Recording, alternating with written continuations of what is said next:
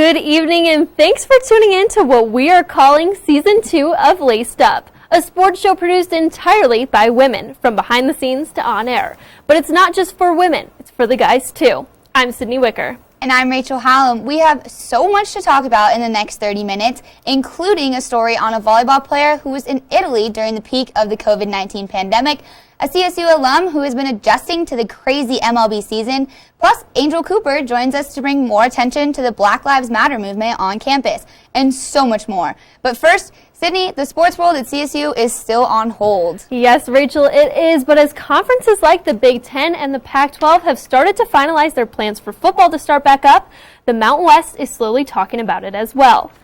This Friday, the presidents will meet up to make a decision, which means campus could finally see the pigskin this year, and what the turf looks like with new head coach Steve Adazio calling the plays.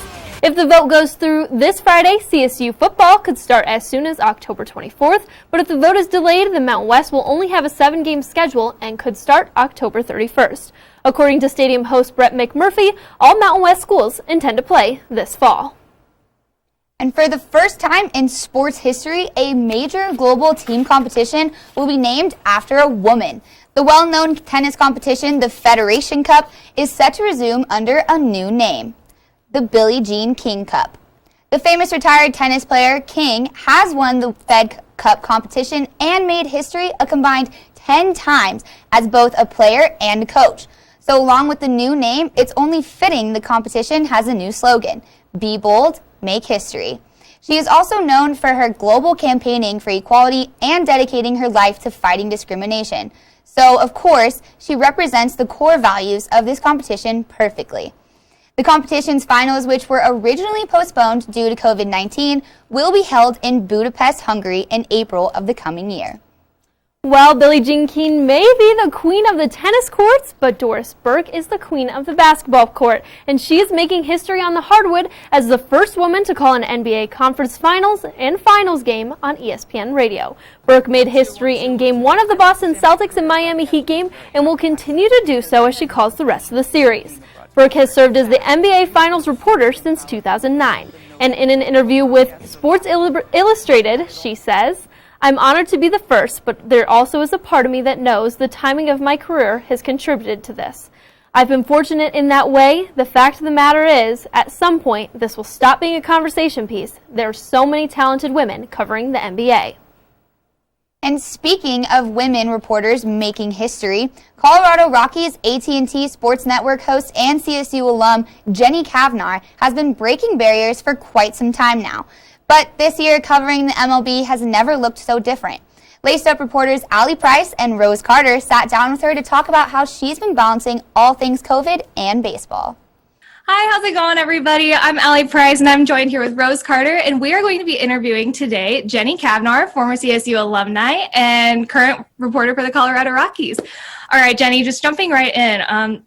Different year, seriously different year. How has this season in particular differ from past seasons, and what kind of preparation had to go into it?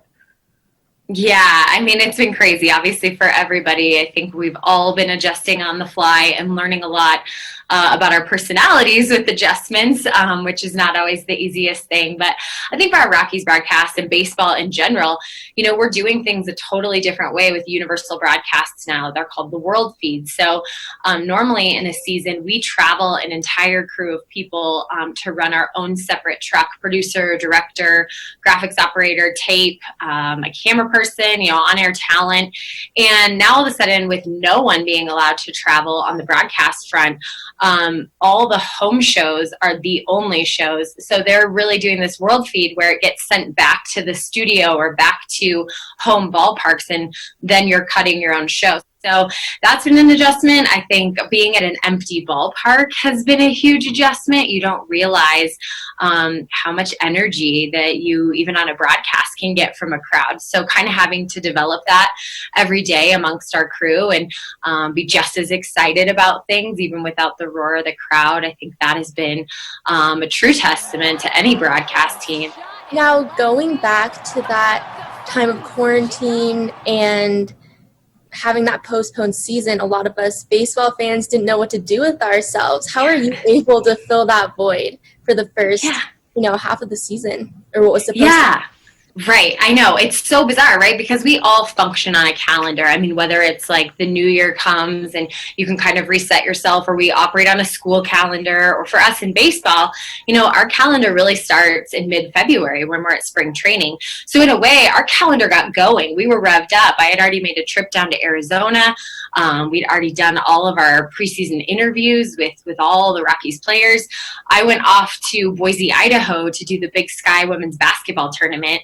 And that's the day that sports stopped. And it was really crazy to be a part of it and be involved in it from a broadcast perspective of, we're building up this week of, people need to be careful. We don't know if we're going to have fans. Okay, they're going to have fans. We got to the semifinal game, and all of a sudden it was like, well, there probably won't be fans here tomorrow, to waking up 8 hours later and they're like, canceled. All right, we have one last question for you. To wrap up, what advice do you have for young women who are adapting to changes with COVID in the sports world?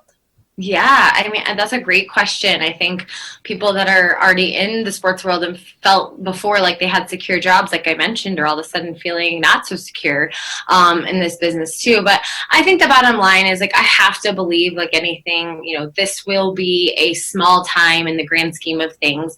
And hopefully, if anything, it'll open up some more positions. It'll allow people to work from home a little bit more in our business and not travel as much. And hopefully that provides some more jobs down the line.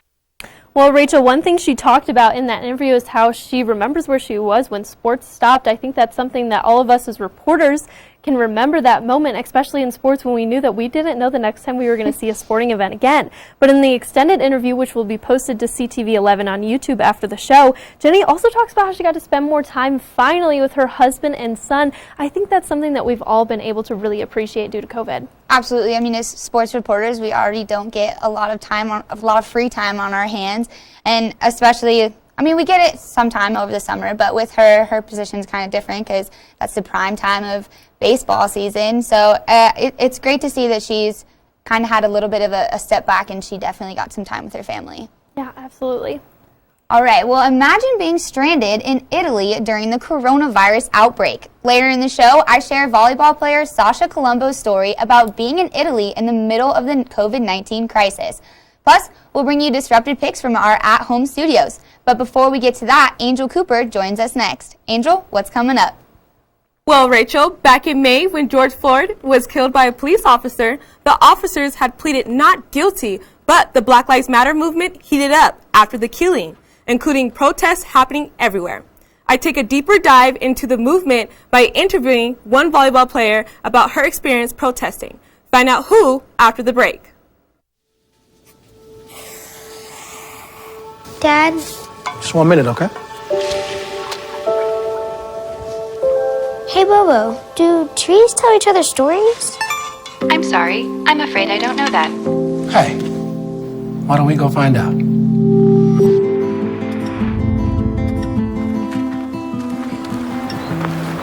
Listen. Do clouds take naps? I couldn't tell you.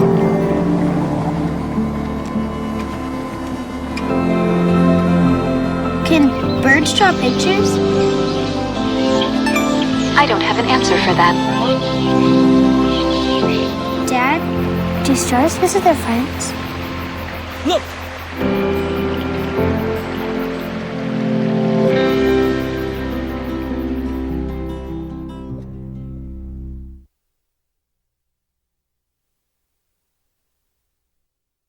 To kick off diving deeper, I sat down with CSU volleyball player Brooke Hudson. Hudson is studying political science and minoring in criminal justice as she intends to be a civil rights attorney.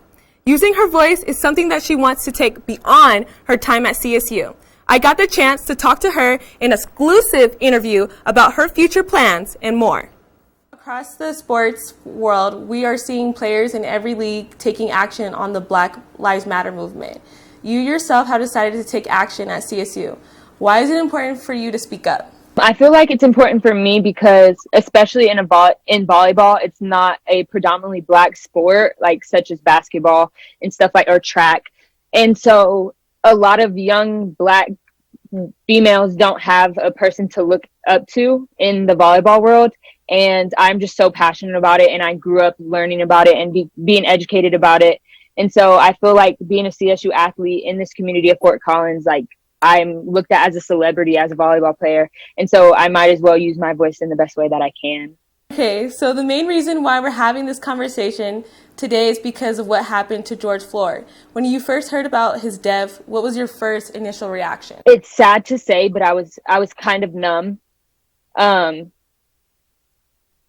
In these situations, and when you're educated about this thing, it's not just a George Floyd or like a Trayvon Martin. It's the names that a lot of people don't hear about. So it's the Breonna Taylors, it's the Tamir Rices, it's the Mike Browns, that the names that don't turn into hashtags. And there's so many names that don't make it to social media, don't get the news, get the attention that George Floyd got. And so you just become numb to it when you hear all those names. Okay, so where were you when that whole news broke out? I was in Houston, and he's from Houston, and I actually know people that went to high school with him. Oh, so Houston, that hit big home for you, like in your hometown, right? Yeah, it was huge. His brother actually came to Houston for one of the protests, and there were 60,000 plus people there in downtown Houston, and that was really, really, really eye-opening for me. I've always been a voice, but I've never actually like engaged in a protest before that, and it was just, I left, and as soon as I got in the car, it was just tears. Like it was just so emotional. It was just so emotional. Since there's no sports going on, do you think like all the athletes should come together and come up with like some protest and be like, you know what, hey guys, we should do this since we're not even doing anything in sports. Let's show like we matter just more than just a sport. We're not just entertainment. Yes, I definitely do. And that has been on my mind for such a long time. Just I see these like Alabamas and these A&Ms and these big schools, like their whole athletic program like shows out. And it's kind of sad to say, but I don't think we would ever get that at CSU. And I wish and I hope that we could, and I would like to do that, but I don't think that it would ever happen. How can we get there? I think more conversations. I think more mandatory conversations. A lot of people, I'm not really into politics and I'm not really into this and that, and it's not even about that. It's so much more than that. Well, Angel, it was so cool seeing Brooke and how she's using her voice and her platform to continue this conversation.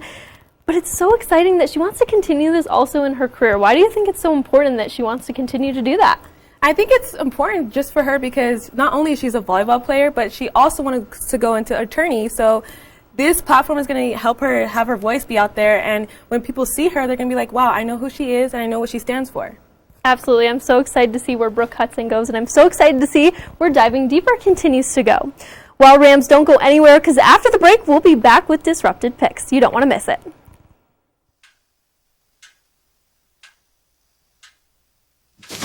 Awkward. I'm the awkward silence. You try to avoid me, then there I am again. But an awkward silence can be a great thing. Like Kelly here is about to demonstrate. You haven't really been yourself lately.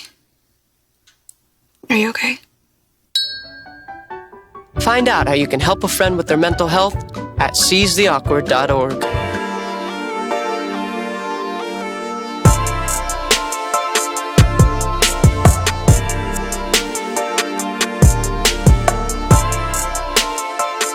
Hello and welcome to our at-home studios. I am joined by Angel Cooper, Emily Piskay, and Rachel Hallam for this month's Disrupted Picks. There's been so much news going on in the sports world, and we couldn't help but just jump right into it. So last Monday, ESPN reporter Maria Taylor joined the Monday night broadcast for the Pittsburgh Steelers versus New York Giants game, and she was being criticized for her outfit that she was wearing by radio host Dan McNeil. The question we are tackling today is how can we shift the focus from women's outfits on camera to actually listening to their stories? Rachel, I'm going to go ahead and let you start us off. It made my skin boil hearing that comment, and it's such a demeaning comment, especially from somebody who's already so high up in this industry. And I mean, to be honest, I was kind of glad he got fired. It was not a great thing for him to say, and I think that when he came out with his statement on his apology, it was just, it seemed a little forced to me. So I don't know how I'm supposed to react to that. But I think Mariah Taylor freaking handled this so well. She overcame such awful comments, and I'm glad that she's so strong and so capable of getting over something like this. To go off what Rachel said, I was honestly so unhappy, and I wasn't really shocked because this is what women keep constantly going through this type of industry, and it's just so unfortunate that people are still looking at how women dress and how they're presenting themselves. It's like, can you please listen to what they have to bring to the table? And I just feel like it's going to take probably a few years just to have people just to look at what women are just talking about instead of just their appearance, because as we can see right now, she's like the top in the ESPN, and she still got so much hate for just wearing just like a simple like blouse that she was wearing. And I just felt so uncomfortable just for her, just because like people are really just judging her appearance. They're not even looking or listening to see what she's even saying about sports. For me, I was just really disturbed by the way he handled it. Like you said, I feel like he just brushed it off, and even though he did get fired, I feel like he could have said it more in a sincere way to her than just saying, oh, you're terrific, by the way.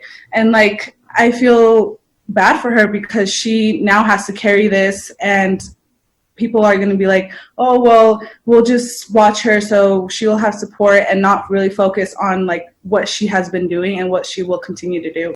I really give the radio station a lot of credit who fired Dan, because I think that is such a good first step into starting these conversations and to acting on them and making sure that they know this kind of behavior is unacceptable. It kind of reminded me a lot of conversations that we hear in schools, in the education system. So many girls can be sent home for inappropriate outfits, when in reality, all they're doing is just wearing what's comfortable to them. And I think that's how Maria Taylor felt. She was just comfortable. She was covering a game in New York. It is fall time in New York. If you know the East, it gets cold at this time of year. It's starting to get so much colder, and she was comfortable. She was confident. Why are we not listening to what she has to say? She has proved herself. There's so many stories that she's told that she's a good reporter. So it's just so shocking to me that we're even having this conversation still. But I think it's important that we give Maria a lot of credit for sticking through it and battling through it. But Maria, I know we got your back at Laced Up, so hopefully these conversations can slowly stop happening and we can bring more awareness to them. But I think that we're definitely,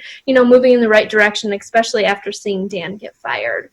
The best part about that whole thing was we talk about how we're with her, where there's so many people that are on her side, but she also has so many advocates that are men in that industry and that are so close with her.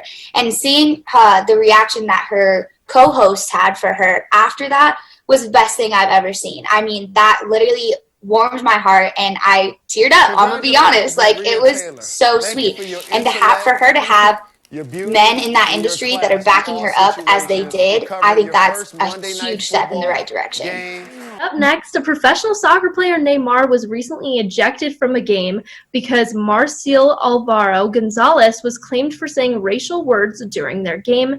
Emily, it took the NLS a while to react to the situation. What are some ways that they could have handled this better? They could have handled it faster and quicker, and instead of ejecting Neymar for 2 games, I think they should have maybe talk to him after the game, and especially to Alvaro, and have a sit down and make sure that they tell their fans and their teammates and their coaches and everything that racism is not okay, especially during a game where everyone is watching, so many people are watching, or else their fans are going to think that it's okay because this is happening on the field in public. And I think it should have been handled way differently and faster and quicker, especially right now, and especially for professional athletes. I think what's also frustrating is that he's a professional athlete and he's still not getting respect in his sport. And people are just seeing him as entertainment. He's not just entertainment. He's actually a human being, and he needs to have more respect. And so I feel like when they waited that long, it just showed that they don't really have respect for him. They just only had respect for the game. And hear a racial slur during a game, that's very inappropriate. That's not even professional. Even if they just put out a statement like, we're trying to handle this, we're trying to figure it out, like, we don't know the whole story, we're trying to figure all that out, I think that would have already been a better step forward than letting it continue on for as long as they did before they actually started to think about handling it. And I think the worst or the saddest part about this whole thing was, like you said, Neymar getting suspended for a couple of games. And that really sucks because they didn't see or hear what actually happened on the field. Only he did. It was only between the two of them, but all they saw was his retaliation. And that is awful. It sucks. I played soccer my whole life. The one who retaliates is always the one that gets caught doing something. And that's awful because this situation is way worse than any other situation could have been. These conversations need to move forward, and we need to keep talking about them because we can't keep doing nothing. And that's been the biggest problem that we've faced. So I think that we need to continue these conversations outside of the U.S. I think the NBA has done a great job at this. I think we talk a lot about the women's national team and how much they've done for women, but what about people of different ethnicities, different religions, genders? It doesn't matter. We need to keep this conversation going in so many more ways than just one. Well, thank you so much, ladies, for discussing this week's topics of disrupted picks. We'll be back right after the break. So there you are, shuffling through a stack of resumes and you come to mine. This is it. First impression. My way in. But can my resume show you how I truly stand out? Like that I was studying, going to night school while working 2 jobs just to help my parents pay for groceries. Or being the first one to always step up. No, that's something you just can't put on paper. Look beyond the resume and discover new ways to develop great talent that is dedicated, hardworking, and determined like me. Far from home is already a struggle for most college students. But for one volleyball player, Sasha Colombo, being away from her hometown in Milan, Italy during the time of the pandemic wasn't something she was about to take for granted.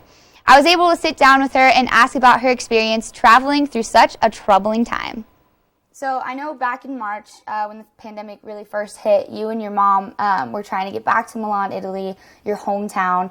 How much magic did you guys have to pull in that situation to get yourselves back when COVID was already putting a lot of weight on travel? I had to hang online with the airline company, and they actually managed to switch me on a last-minute flight the following morning, and I was calling the day before. So didn't really have time to pack my things properly, and I just grabbed my passport. That's the only thing I needed, and went home. It was a very stressful traveling experience. I usually don't mind the flight overseas. This time I went from Denver to New York, from New York to Frankfurt, Germany, and then from Frankfurt, Germany to Milan, Italy. And each time I was staying in the airport about 6 to 7 hours because they didn't have good connections. And yeah, it's definitely something that I don't really want to do again, but I'm very glad that I got home in the end. Obviously, you talk about how Italy was hit pretty hard by the pandemic. I mean, you had to kind of quarantine when you first got there. What made you first decide that you wanted to go back home? It was a hard decision because I knew that at the time, Milan and my hometown were hit pretty hard. So that's not usually the place you want to be in a pandemic. And I was just talking to my mother, and it was getting kind of stressful over there. And she said that this was probably one of my last options to go home because of the flight situation and just travel restrictions. And so I decided if I had to be stuck in a house for 2 months, I'd prefer it to be my own house and just be with my family. How about when you were having to train by yourself? What was it like keeping in touch with your teammates and having to train without them by your side? It was definitely very hard, and I miss them all so much. And I just wish that we could be together for all of those things because we're just so used to working out together, pushing each other, encouraging each other. And those are definitely the things that I miss the most when I was at home. I did join some online like Zoom meetings where we actually worked out together. We just put our phones down and we do our own thing, but just knowing that someone else is holding you accountable, you're there with someone else and they can encourage you, that was definitely helpful. Now, when you did get back to Fort Collins, did it feel any different when you finally got back here? Honestly, Fort Collins just feels great always. There was definitely not many people when I go to Old Town and just maybe get ice cream with my friends. And I'm used to there being so many people, and it's just such a lively place to be. That in summer it was kind of like a bit lower, but I think now it's like back to normal again, and I'm just really glad to be here. What about when you first stepped back into Moby Arena? Oh, that was one of the best feelings ever. I don't think I've ever missed playing volleyball as much as I did when I was at home, and just knowing that even with loads of new rules and precautions, like practicing with a mask on, it felt really good to be back and know that I have a routine again and just being an athlete, and that's what I love to do. Well, I think the most interesting part about this interview that I had with her was she didn't talk about this in this one, but it is on the extended version, which will be posted after the show on YouTube. But she talked about how when she first got back to Fort Collins, it was so strange for her to be back here because she hadn't had any real human contact for almost about 5 months. Absolutely. I think it's so crazy that we talk about how weird it was to start seeing people again. I know when we had our Laced Up meeting earlier this year, I was just so excited to see everyone's faces because you're so used to not seeing everyone for so long. So I definitely can relate to her. It's kind of weird coming back and getting back into the groove of things after so long. Absolutely. I can't imagine what it was like for her when she first got back here. Well, Rams, that is all we have time for tonight. Thank you for being a part of our show and helping us make history and continuing to break barriers. We'll be back on October 21st for our next show, which includes a story of a high school athlete who was born without a right hand. Plus, we bring attention to Breast Cancer Awareness Month with one special story. Until then, to stay updated on sports and all things Laced Up, be sure to follow us on Instagram at LacedUpTV. And tune back in tomorrow night for more news from the people you know and to see Brendan Fairbairn breaking down the Miami Heat's chance of winning the NBA Finals. Do they stand a chance? Well, he'll give you his thoughts tomorrow night. Until next time, keep changing the game and have a great night, Rams.